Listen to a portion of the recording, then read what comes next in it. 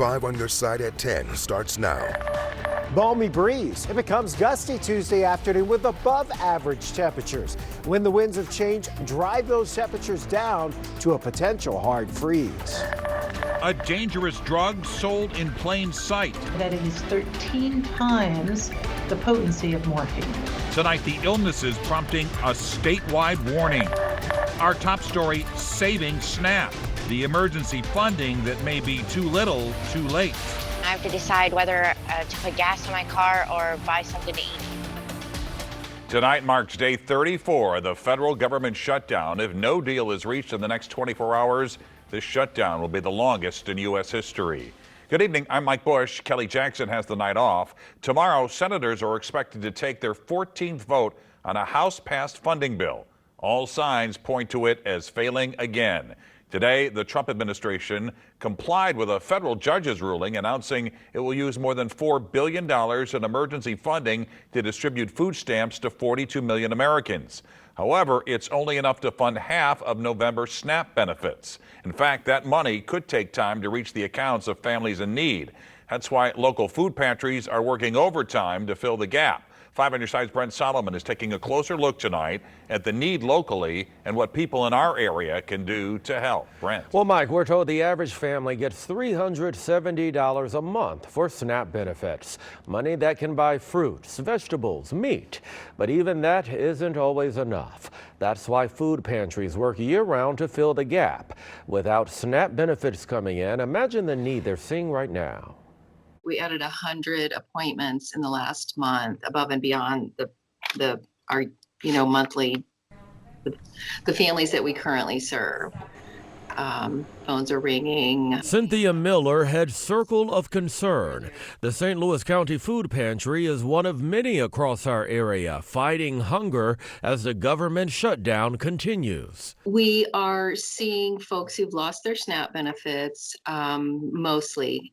We are hearing from some workers who've been furloughed, or whose jobs have been eliminated recently. Monday, word came that the federal government will open up $4 billion in contingency funds per a judge's order. That will cover half of the households eligible for SNAP. Now, how they're going to slice and dice that in terms of who gets what or if everyone gets 50%, we still don't know. So what's the best way to help the some 600 pantries across our region right now? The best way you can help a food pantry like ours is with cash. It enables us to buy food in bulk through the food banks and other area food sources. It allows us to buy what we need right now so that we can safely store it and safely distribute it. We really need this support for, again, our most vulnerable families, seniors, low-income families with children, and those living with a disability. Those are the 3 largest groups served by the SNAP program. Tonight, I also heard from the Urban League, which is meeting the growing demand by increasing the amount of food at its multiple pantries. And they're organizing 2 large-scale food giveaways this month. You can find out more info on that right now at KSDK.com. And we've compiled a full list of organizations collecting and distributing food. For that list and drop-off sites and resources, just text the word food to 314-425-5355 and we'll send you a link. Tonight, the Gateway Arch is closed once again due to the government shutdown. Visitors were disappointed today when they showed up to find the doors to the national landmark locked. Jefferson National Parks Association was able to use private funding to reopen the arch last week for its 60th anniversary, and officials hope to reopen it again soon. Breaking news tonight out of St. Louis Lambert International Airport, where Spirit Airlines has announced it's discontinuing service effective January 8th. According to our partners at the St. Louis Business Journal, St. Louis is among 4 U.S. airports where the discount airline is removing all flights. The airline says it's reducing its fleet and focusing on stronger markets. Spirit started service at Lambert in 2021 and currently runs 3 flights to Las Vegas and Fort Lauderdale and Orlando. Flights to Los Angeles, Phoenix, and Cancun were cut in recent years.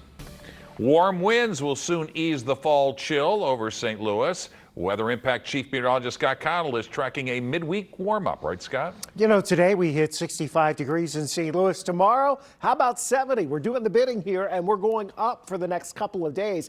Over the next 7 days, your biggest change is coming over the weekend. That's when temperatures will drop. And by Sunday into Monday, a week from now, temperatures will be struggling to even get to 50 degrees. Most of us will stay in the 40s. Many of us will have a hard freeze. That's not happening, though, tonight.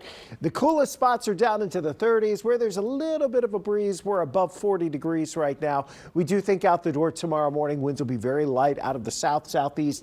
That's enough to keep things stirred up in the metro. So about 43 degrees at 6 o'clock, 44 at 7 o'clock. There is no chance for rain tomorrow. It looks like it's going to end up being a pretty bright afternoon as we head into the afternoon hours. But we also pick up the breeze tomorrow afternoon. And as the wind during the afternoon becomes a little gusty, maybe we'll say it's just a little too windy to rake the leaves tomorrow. More about options on that in just a few minutes, Mike. Developing tonight, St. Louis police investigating a deadly shooting in North City. A man was found shot near the intersection of Prange and Genevieve this afternoon. That's in the Walnut Park East neighborhood. We're waiting to hear back from police on what led to the shooting and whether there are any suspects. Tonight, a driver police say was fleeing police in a stolen car is recovering from serious injuries after plowing into a North City restaurant. The crash happened this morning at Vin Chop Suey on North Broadway. Police say the suspect drove through spike strips before speeding straight into the restaurant's bathroom and kitchen, just inches from workers and customers. I hear the noise, look, xem the bomb, boom, very noise and have smoke, but I don't know what happened. It's shocking, because it all caught us all by surprise. The stolen car caught on fire and the man got out and ran and was later taken to the hospital. He is expected to recover. A worker was burned by hot cooking oil. Tonight, the Missouri Department of Health is warning people about a drug they say is 13 times stronger than morphine. It has several names like 7-OH, 7-hydroxy, and synthetic kratom. New at 10, 5 on your side's Laura Barcheski is here to tell you what to look out for. Mike, it can be really confusing trying to tell the difference between regular kratom and 7-hydroxy. That's why the health department wants people to know what to look for and know what to do should someone take too much. From January to September, the Missouri Department of Health says the State Poison Center received 47 reports of exposures involving kratom or 7-hydroxy. That's nearly double the number from last year. The plant kratom actually contains over 25 alkaloids, which are chemicals that interact with the human body. The most potent and addictive one that hits our opioid receptors is 7-hydroxymetragenine or 7-hydroxy. And what are you seeing if people use too much of this product? The most extreme example is that someone can overdose. 7-hydroxy can hit the opioid receptors and cause what we call respiratory depression. A person can stop breathing and can die. Other symptoms include vomiting, rapid heart rate, and seizures. The Department of Health says if you have any of these symptoms after taking 7-OH or suspect overdose, to call 911 and use naloxone or Narcan. One thing that is really remarkable is that this product is sold but has never been officially studied in human beings as an isolated compound. It's also unregulated and can be sold at convenience stores. The toxic product is giving a bad rap to businesses like CBD Kratom, who do not sell 7-OH products and want people to know the difference by looking at the wording on the labels. They say hydroxy, which is another way of saying 7-OH, or they look like those look-alike products. The natural leaf kratom products do not look like that. Natural leaf kratom products are, generally speaking, labeled appropriately and say what the ingredients are. Craig Katz with CBD Kratom says they want to see more regulations across the country. We would prefer that 7-OH products do not call themselves kratom at all, because they are not really kratom. Again, if you suspect someone overdosed or is showing those symptoms, call 911 and use naloxone, also known as Narcan, right away. A St. Peter's woman who set fire to businesses in Puerto Rico learned her punishment today. Danielle Bertothi was sentenced to 5 years in prison for setting a blaze that damaged 3 businesses earlier this year after being kicked out of a bar. In court, she told the judge she's sorry and feels deep remorse. She's already spent about a year in jail, credit that will count toward her 5-year term. Tonight, a Clinton County man faces deportation after he was detained by ICE agents while going to court. According to his daughter, 48-year-old Jose Guardian was picked up by ICE agents last Monday outside the Clinton County Courthouse. Guardian was there to face DUI charges. An Immigrations and Customs Enforcement spokesperson told 5 on Your Side that Guardian is a repeat offender. They also say he was deported in 2012 after being arrested by Border Patrol. The polls open in less than 8 hours in Missouri. Voters in some communities will weigh in on ballot issues. In St. Louis and Jefferson counties, Proposition S is on the ballot. That's a levy increase for the Rockwood School District, one of the largest districts in the state. If approved, it would raise teacher and staff salaries while increasing taxes by a few $100s a year. The polls will open in Missouri tomorrow from 6 a.m. to 7 p.m. Don't forget your government-issued photo ID. And you can get results as soon as they come in on 5 on Your Side, the 5+ streaming app, and KSDK.com. Holiday shoppers getting savvy with savings. They're definitely still planning on spending on the holidays. Tonight, how to avoid turning your finances into a lump of coal. A homecoming for a Hollywood producer and director. I've always wanted to make a movie in St. Louis. The movie he's filming where he went to high school. It's almost a picture-perfect Tuesday and Wednesday with warm November weather. Changes, though, are coming, and that means another wardrobe adjustment. We break down the timing in 6 minutes. Tonight, Union Pacific Railroad and the NTSB are investigating after a freight train smashed into an 18-wheeler in Texas. The car hauler was stopped on the tracks. Miraculously, no one was hurt, and the train did not derail. Tonight, 2 11-year-old girls in Louisiana are recovering after they were thrown from a Ferris wheel. It happened over the weekend at a harvest festival north of Baton Rouge. Authorities say the seat bucket tipped over, dropping the girls 15 to 20 feet. Both are expected to survive. The cause is still under investigation. Holiday shoppers, mark your calendars. Many major retailers are getting a very early jump on Black Friday discounts. Amazon just dropped early deals on items like a handheld vacuum cleaner, slippers, and Apple AirTags. Target's 3-day early Black Friday sale starts Thursday, offering 40% off pajamas and holiday decor. Walmart and Best Buy are also dropping early sales. The National Retail Federation says the average consumer will spend almost $900 on holiday gifts, food, and decorations. A recent survey found more than 1 in 4 shoppers expect to pay for it by taking on debt. Tonight, Michael Yoshida talks with the experts about avoiding becoming a financial Grinch. 'Tis the season when gift giving can take over our lives. But with many Americans still worried about rising costs, resale or secondhand shopping is becoming a more popular way for finding value and meaning in gifts. What we're finding is that consumers are ready to spend nearly 40% of their holiday budgets on secondhand, which is up significantly from last year. Alon Rotem of ThreadUp, an online thrift store, says the stigma around buying secondhand is starting to disappear, with it becoming more mainstream. Because value is king with consumers, this is a great way for them to extend their dollar and get more for their money. Secondhand is also a way to sort of cut through the noise of the ordinary and find more unique items, items that tell a story, items that are more personal. Other ways to save. Start early to take advantage of end-of-summer clearance sales. Don't wait until Black Friday. Use reward credit cards, taking advantage of cash back or points. And to keep your holiday shopping from turning into a financial horror show, remember,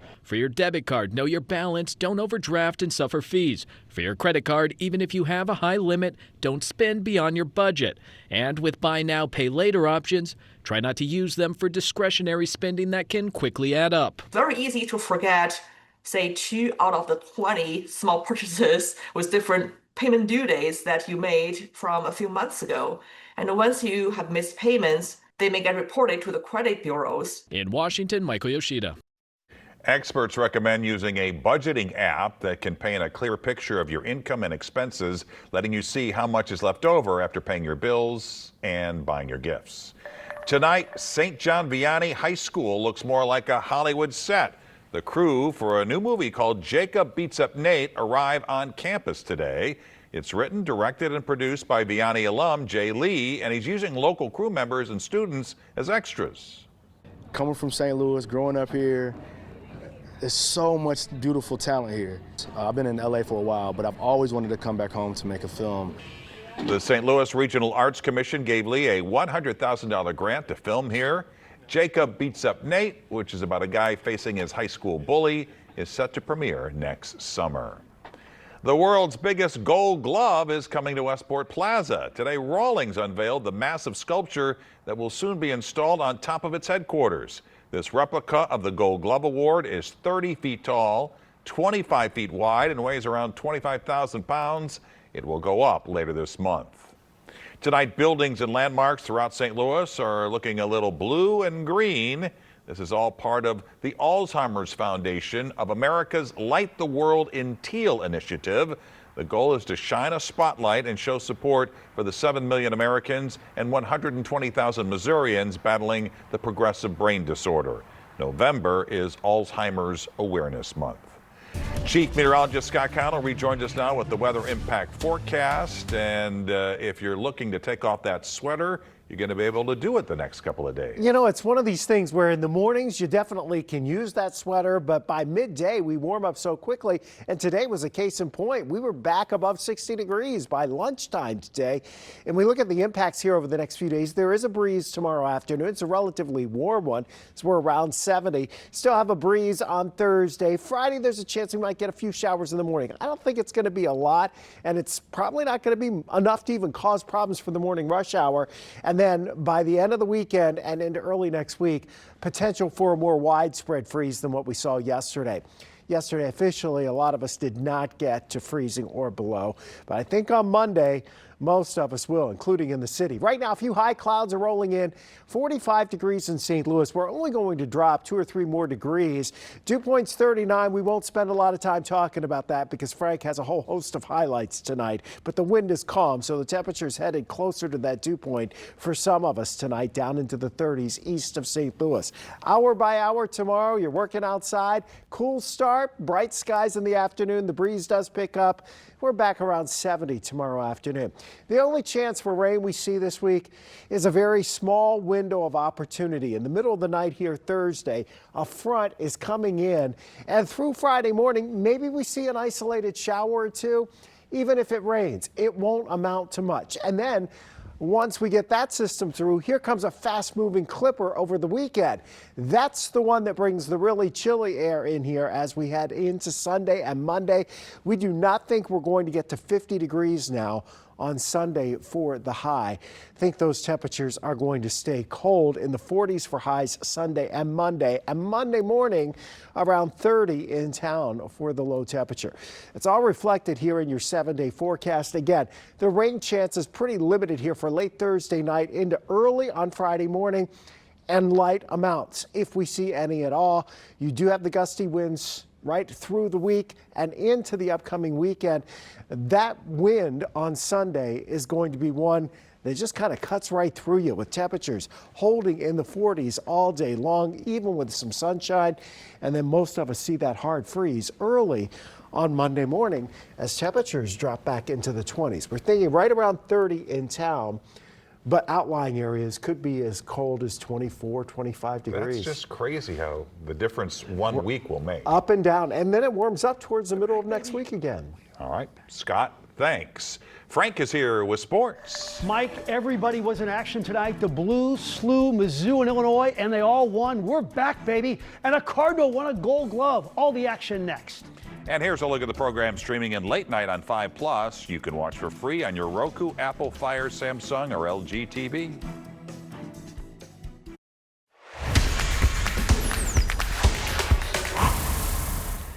There is not one team in the NHL with fewer points than the Blues. Not one. Tonight, they're trying to stop the bleeding of a 7-game losing streak. However, the opponent, the Edmonton Oilers, are merely the defending Western Conference champions. And oh, by the way, they have the best player in the world in Connor McDavid. The Blues were down 2-0 in the second period. Power play time. Robert Thomas, Justin Falk, and Dalibor Dvorsky scores his first goal of the season, and that's why the Blues love his future. A little later, Philip Broberg will shoot it, and Robert Thomas pounces on the rebound, and we're tied at 2. Welcome back, Robert. Then 1:23 to go. Colton Parayko is going to shoot it. Pew Suter pounces on the rebound. The biggest goal of the season so far, 3-2 Blues, and the Blues held on. The 7-game losing streak is a thing of the past. The Blues beat the Oilers 3-2 for their 4th win of the season. The Billikens spent about $3 million this offseason to buy a roster. Don't judge. That's the way it's done all over the country now.